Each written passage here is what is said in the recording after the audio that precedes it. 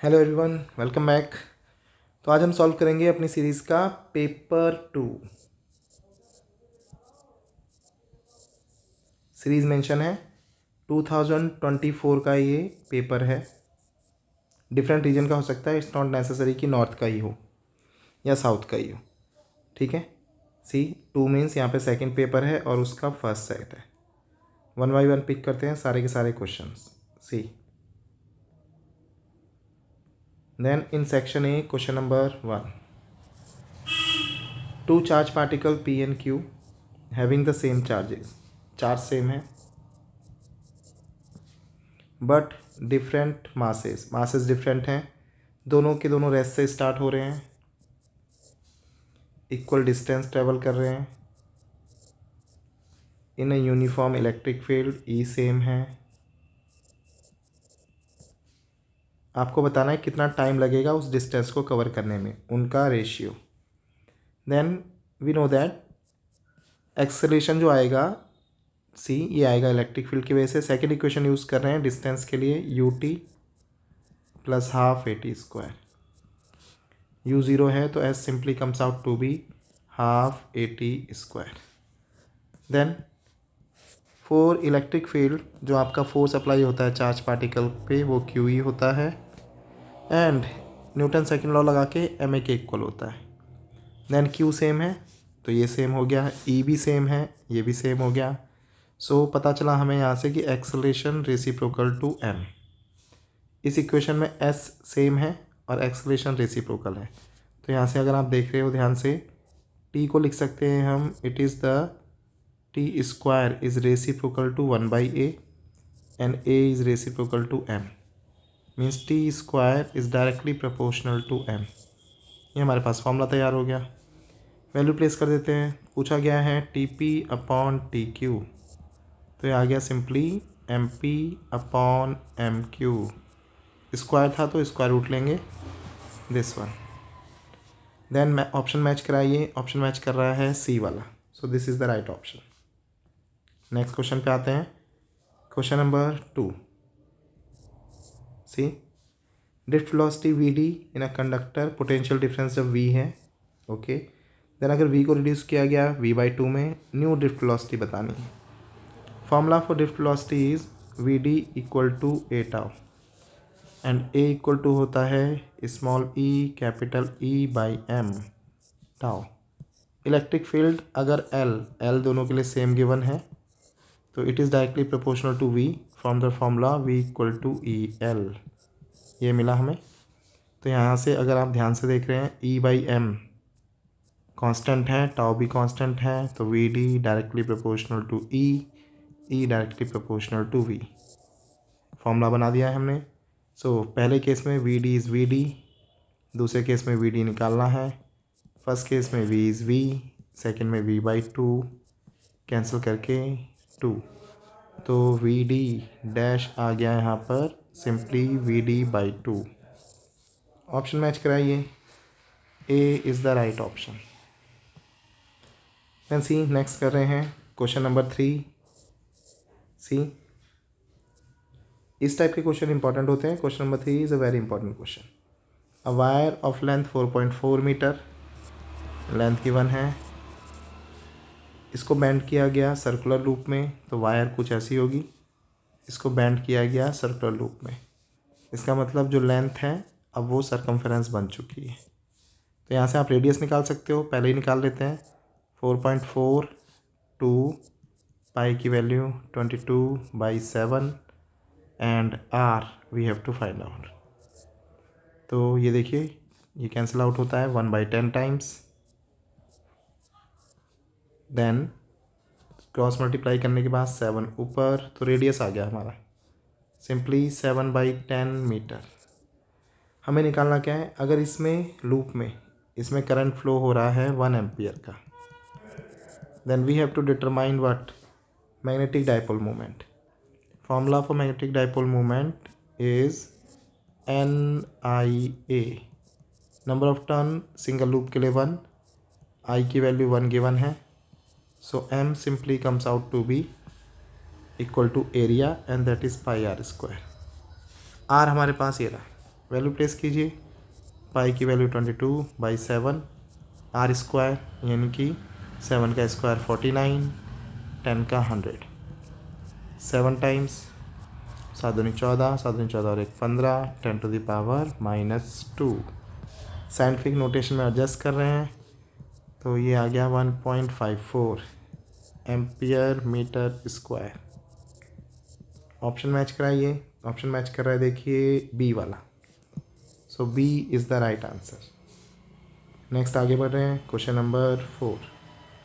Question number 4 का type भी बहुत ही इंपॉर्टेंट है, बिकॉज इसमें मैं देख पा रहा हूँ कि डॉट प्रोडक्ट कराया गया है। सी क्वेश्चन नंबर 4, क्या क्या गिवन है? रेडियस गिवन है आर 10 सेंटीमीटर, मीटर में चेंज कर लीजिए 10⁻⁻1 meter. In a magnetic field B given है। बी जो है अगर आप ध्यान से देखोगे ये मिली टेस्ला है, तो इसको हम टेस्ला में कन्वर्ट कर लेते हैं। 10⁻³ अंदर है I cap plus 0.5 times of J cap. अब ये टेस्ला में है। Then such that outward unit vector normal to the surface of coil is, यानी कि पूरा एरियल वेक्टर गिवन है। ओके, जिसकी रेडियस यहाँ है, डायरेक्शन निकालेंगे तो वेक्टर कैसे लिखा जाएगा? Area into its direction. Area है आपके पास πr², डायरेक्शन के लिए यूनिट वेक्टर गिवन है 0.6 आई कैप प्लस 0.8 जे कैप। कुछ इस तरीके से वैल्यू प्लेस कर सकते हैं। ये हो गया 3.14, r² means 10⁻⁻² and this whole term remains same. Then magnetic flux link with the coil. Magnetic flux का फॉर्मूला सिंपल, सिंस दोनों वेक्टर टर्म में है तो हम B.A लगा सकते हैं डायरेक्ट, no need to determine the angle. See place कर रहे हैं, the value of B is 10⁻³ I cap plus 0.5 J cap.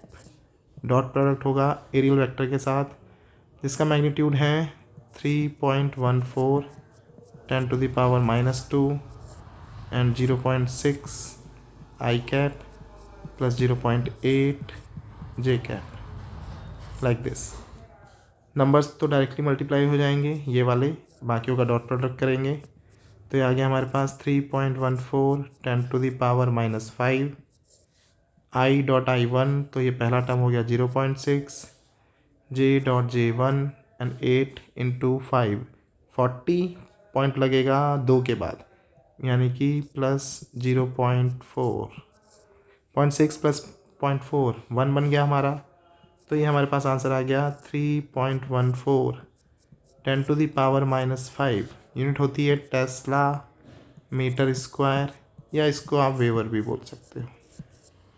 Then answer match कर रहे हैं। सी अब देखिए आंसर माइक्रो के टर्म्स में है, तो हम अपने टर्म्स को माइक्रो में चेंज कर देते हैं। तो हमने पॉइंट लिखा, एडजस्ट किया, 31.4 हो गया 10⁻⁻6, दिस इज़ माइक्रो। तो ये आ गया 31.4 माइक्रोवेवर।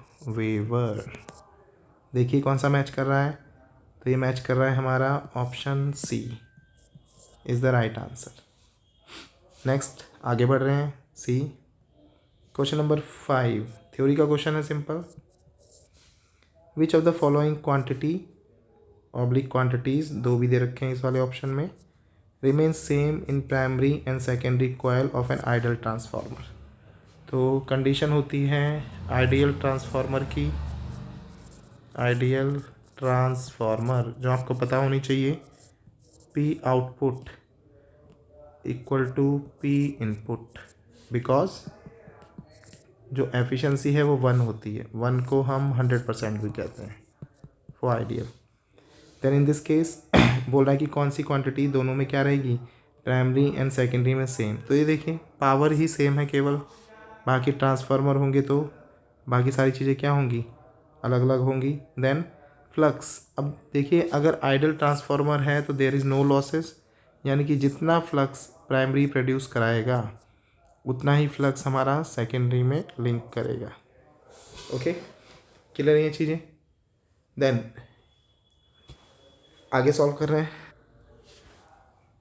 एंड इसको हम यहाँ से भी वेरीफाई कर सकते हैं। जब हम फॉर्मूला ड्राइव करते हैं देन E2 हम लिखते थे डायरेक्टली प्रोपोर्शनल टू N2।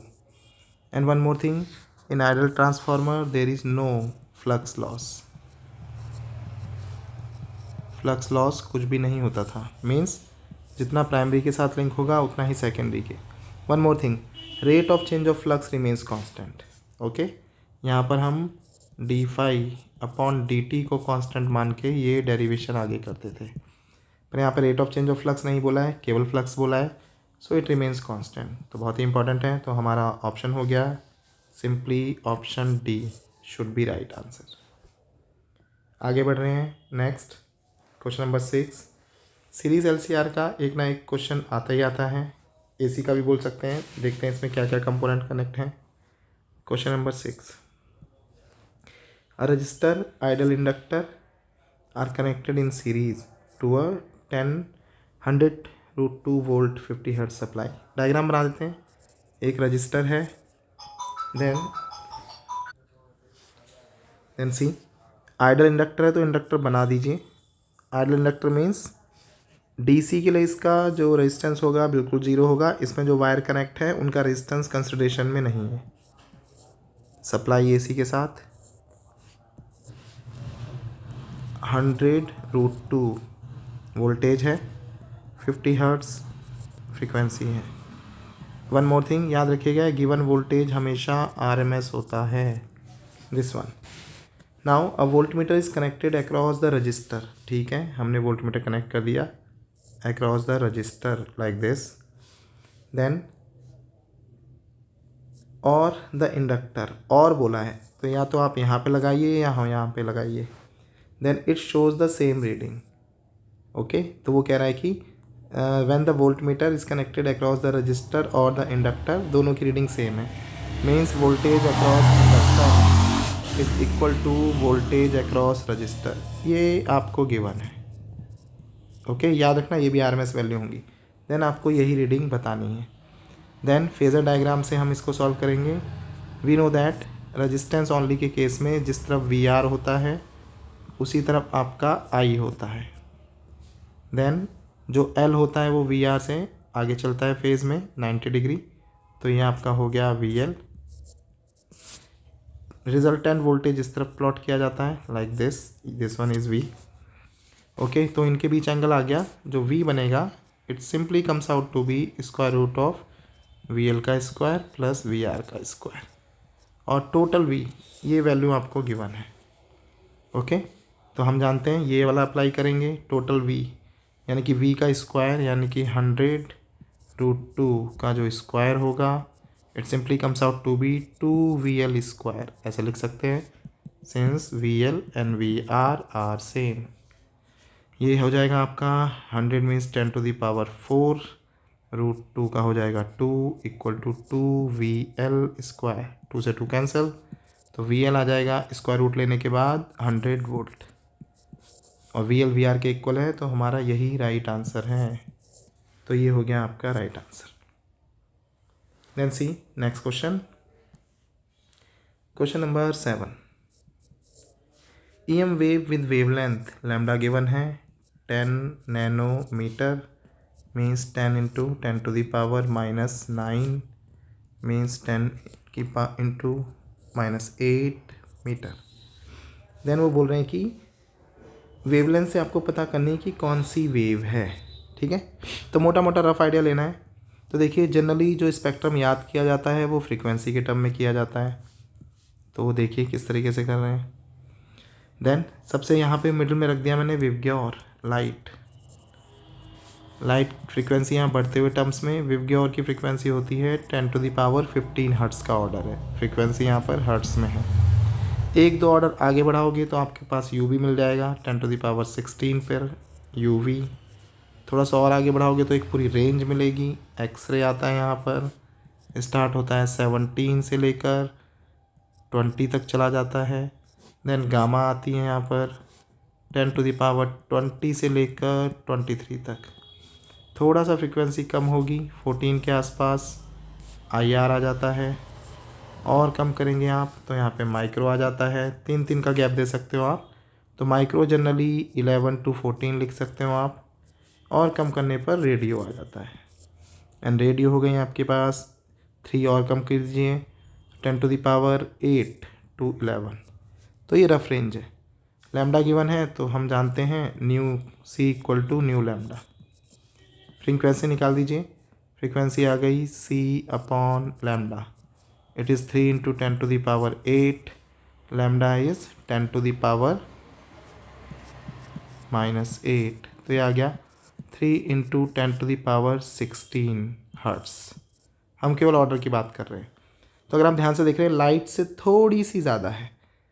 याद रखना लाइट कभी भी 15 से आगे नहीं होती है, इसका ऑर्डर यही रहेगा। तो थोड़ी सी ज़्यादा मीन्स यूवी, तो आपका आंसर हो गया B, it is UV. Then see next question number 8। The work function of a photo sensitive surface, W given है आपको 3.315 electron volt. Cut off wavelength बतानी है तो इट इज़ सिंपल, डब्ल्यू का फॉर्मूला होता है H nu zero. Nu zero को कहते हैं threshold frequency. Threshold frequency होती है minimum frequency to eject electron. But since C equal to nu lambda, then nu का फॉर्मूला सी अपॉन लैम्डा। तो डब्ल्यू का फॉर्मूला आ गया आपके पास H C upon lambda naught. But lambda यहाँ पे थ्रेश होल्ड नहीं होती है बिकॉज फ्रिक्वेंसी मिनिमम हुई है, तो ये लैम्डा बनती है मैक्सिमम। एंड मैक्सिमम लैम्डा को हम कहते हैं कट ऑफ वेवलेंथ।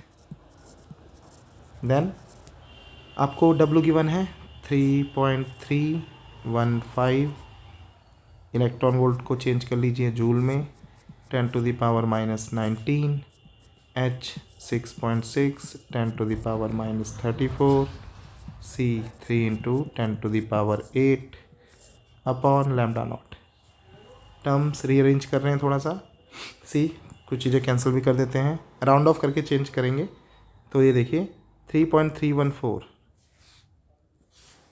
आंसर्स में काफ़ी ज़्यादा डिफरेंस है, देख सकते हो आप 150, 200, 500 एंड 375। तो हम राउंड ऑफ कर सकते हैं। तो 3.315 को हमने राउंड ऑफ किया 3.3 में, देन यहाँ से पॉइंट हटा दिया हमने, तो इंटू 1.6 एंड 10⁻ चल रहा है -19। पावर एडजस्ट कर रहे हैं पहले, -34 अपॉन में आ गया, देन एंड नीचे आ गया, ये पॉइंट हटाया था पर लिखना पड़ेगा फिर से। देन यहाँ चल रहा है 3 into 10⁸, ये सब 1 upon lambda not. See solve कर रहे हैं तो ये हुआ आपके पास, ये पूरा कैंसिल आउट कितने टाइम्स, 3 टाइम्स। ओके, तो लैम्डा नॉट आ गया आपके पास 3 into 3 9, 8 पावर यहाँ प्लस की है, 19 भी प्लस की हो जाएगी नीचे आके, तो 19 + 8 ये हो गया आपके पास 27 एंड माइनस की है 34। तो क्या 3 और 4 10⁻⁻7 बचा है, यानी कि 9 into 10⁻⁻7 अपॉन में जाएगा केवल कौन सा टर्म, ये वाला टर्म 1.6 वाला। Then it can be simply rewrite कर दीजिए 90/16 इंटू 10⁻⁻7, अगेन राउंड ऑफ कर दीजिए 15 लिख दीजिए क्योंकि ये पूरा कैंसिल होता है। ओके, देन कितने टाइम्स, 6 टाइम्स, देन 10⁻⁻7 नैनोमीटर में एडजस्ट करेंगे तो बनेगा 600 नैनोमीटर। सिंस हमने राउंड ऑफ करके किया है इसलिए हमारा आंसर थोड़ा सा ज़्यादा आ रहा है, तो आंसर बनेगा आपका नियर किसके हैं, 500 के। तो D is the right answer. इस तरीके से आप कर सकते हो प्रोसीड क्वेश्चंस को। सी next one, question number 9। C in question number 9 energy level of A, B, C atom correspond to increasing value of energies, ये given है E A लिख लेते हैं, लेस देन है E B से, is also less than E C, and ये energy level है atom के, तो याद रखना निगेटिव में होती है energies. Then lambda 1, lambda 2, lambda 3 wavelength है of the radiation corresponding to the transition. Transition बनाने पड़ेंगे हमें। सबसे ज़्यादा एनर्जी सी की है, तो यानी कि लेवल्स कुछ ऐसे होंगे, सबसे कम एनर्जी ए, फिर B, then C. Then transition है पहला C to B, C to B is like this, okay. Then इसके बाद है सी टू बी के लिए है lambda 1, B to A is like this, B to A के लिए है lambda 2, and last not least C to A, this is. Then C to A के लिए है लैम्डा 3। देन करेक्ट रिलेशन बताना है तीनों के बीच, तो रिलेशन निकालना इजी है। सी ई इक्वल टू होता है एच सी अपॉन लैम्डा, और हमारे केस में ये लगेगा डेल्टा ई के लिए, ओके। तो ट्रांजिशन वाइज देख लेते हैं। सी टू बी के लिए lambda 1, C to B transition के लिए। एक और चीज़ जो याद रखनी है आपको, ई ए आपका सबसे कम था, ई बी उससे ज़्यादा, ई सी उससे भी ज़्यादा। देन ट्रांजिशन अगर होगा सी टू बी, तो फाइनल बनेगा आपका ई ए,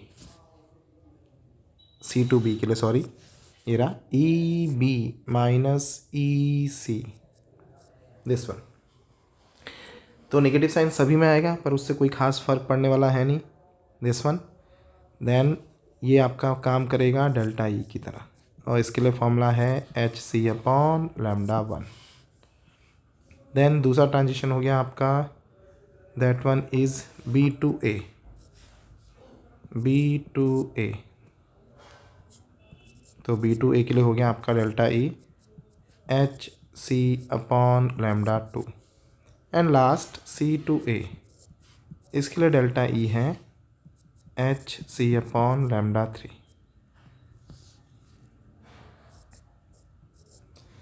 अब अगर आप ध्यान से देख सकते हो, सी जो लैम्डा 3 है ये सीधा सीधा सी टू ए के लिए भी है, ओके। तो सी टू ए वाला जो ट्रांजिशन है वो इन दोनों के एनर्जी गैप के क्या होगा, सम के इक्वल होगा। यानी कि हम लिख सकते हैं H C upon lambda 3 is equal to H C upon lambda 2 plus S C upon lambda 1। Energy जो डिफरेंसेस थे वो नेगेटिव में आएंगे no doubt, but negative sign दोनों तरफ आएगा तो हम उसको कैंसिल कर सकते हैं। ये भी कैंसिल हो गया, तो ये हमारे पास रिलेशन आ गया 1 upon lambda 3 is equal to 1 upon lambda 2 plus 1 upon lambda 1। देखिए कौन सा मैच कर रहा है, तो मैच कर रहा है B, so B is the right answer. Now see the next one, question number 10। In question number 10 alpha particle approach कर रहा है गोल्ड न्यूक्लियस पे। गाइगर मेडिसन एक्सपेरिमेंट में काइनेटिक एनर्जी है के, मोमेंट्री स्टॉप होता है and at a distance D from the nucleus, तो ये हो गई distance of closest approach, reverse होती है डायरेक्शन। देन बोला डी किसके प्रोपोर्शनल होगा। Then we know that in this case kinetic energy of alpha particle is balanced by the electrostatic potential energy of the system that is made by nucleus and the alpha particle। तो formula होता है 1/4πε0। Proportionality दिखानी तो हम इसको लिख देते हैं सीधे सीधे स्मॉल के Q1 Q2 अपॉन R की जगह R0, और R0 की वैल्यू ही आपको डी दी है, डिस्टेंस ऑफ क्लोजेस्ट अप्रोच, यानी कि this D, okay, proportional to. तो डी हमारा क्रॉस मल्टीप्लाई करके इधर आ गया, डायरेक्टली प्रोपोर्शनल चल रहा है। अल्फ़ा पार्टिकल है सी, तो अल्फ़ा पार्टिकल के केस में आपका जो Q1 होगा ये होगा 2 टाइम्स ऑफ ई, Q2 जो होगा वो गोल्ड का, तो वो बनता है जेड ई। देन अगर ये दोनों चीज़ें कांस्टेंट हैं जो कि हैं इन दिस केस, तो we can simply write this D is reciprocal to K of alpha. तो मैच कराइए, C option is the right answer. अगर हम क्या कर रहे हैं, अल्फ़ा पार्टिकल की जगह कोई दूसरा ले रहे हैं तब भी चेंज हो जाएगा प्रोपोर्शनलिटी रिलेशन, एंड अगर गोल्ड न्यूक्लियस की जगह कोई और न्यूक्लियस ले रहे हैं तब भी प्रोपोर्शनलिटी रिलेशन चेंज हो जाएगा। Now see question number 11।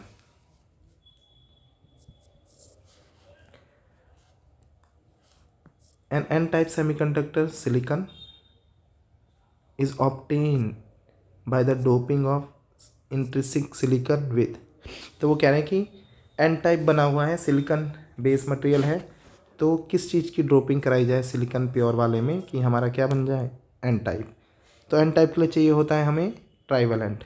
तो आप देख सकते हो एल्युमिनियम ट्राइवेलेंट है इसमें, सीधा सीधा एल्युमिनियम 13 होता है नंबर, आप इसको लिख सकते हो 2283। So it is trivalent, sorry trivalent पे पी टाइप बनेगा। तो देखिए फास्फोरस, फास्फोरस का होता है 15, एन टाइप बनाना है हमें, तो 285। तो ये हो गया आपका पेंटावेलेंट। पेंटावेलेंट इम्प्योरिटी जब भी इंट्रोड्यूस होगी तो प्योर सेमीकंडक्टर बनेगा आपका N type semiconductor. Now see the next one, question number 12।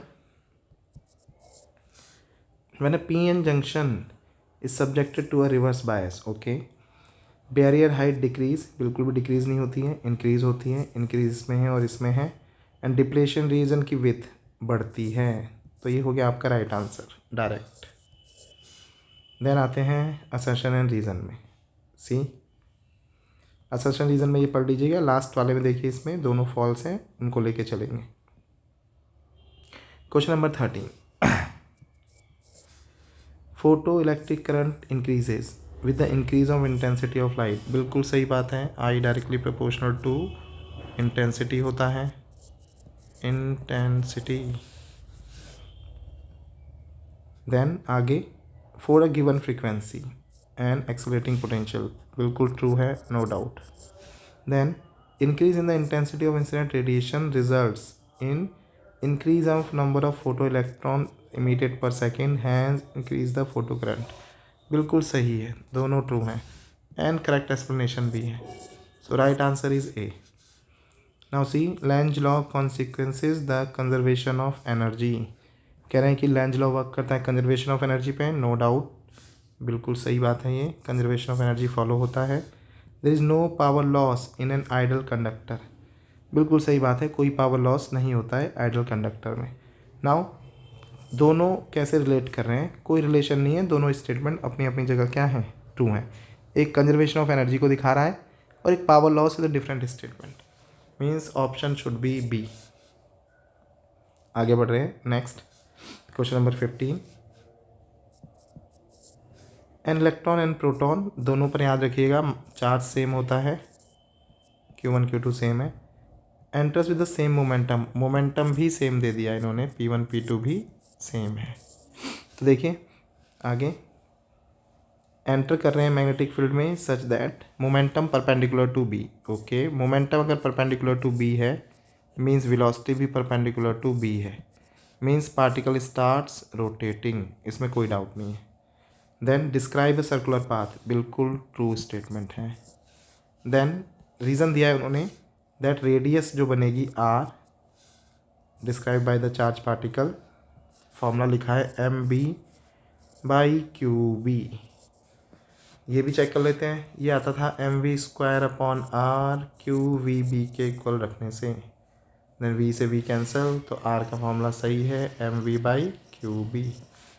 Then in this case same radius acquired करेंगे ये बोला इन्होंने, तो वो वेरीफाई कर लेते हैं। तो आर मोमेंटम सेम है, m इंटू वी मोमेंटम होता है, तो मोमेंटम सेम है, तो ये कांस्टेंट हो गया। चार्ज दोनों पे सेम दे रखा था, मैग्नेटिक फील्ड कौन सी यूनिफॉर्म थी, तो आर सीधे सीधे हो गया कांस्टेंट, तो दैट्स वाई आर हो गया हमारे यहाँ पर simply constant, because momentum constant है एंड क्यू एंड बी भी कांस्टेंट है।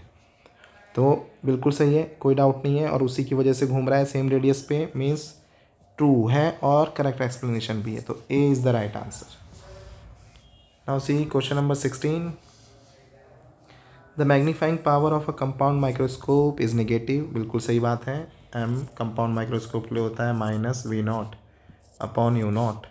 1 + D/FE, अगर इमेज बनी हो डी पर। The final image formed erect with respect to object, बिल्कुल नहीं, अगर एम आपका नेगेटिव आता है तो फाइनल इमेज इरेक्ट नहीं होती, इन्वर्टेड होती है, means only first is true. तो ऑप्शन हो गया आपका सी। तो ये हमने ख़त्म किया कौन सा सेक्शन, सेक्शन नंबर ए। अब देखेंगे हम आगे नेक्स्ट सेक्शन।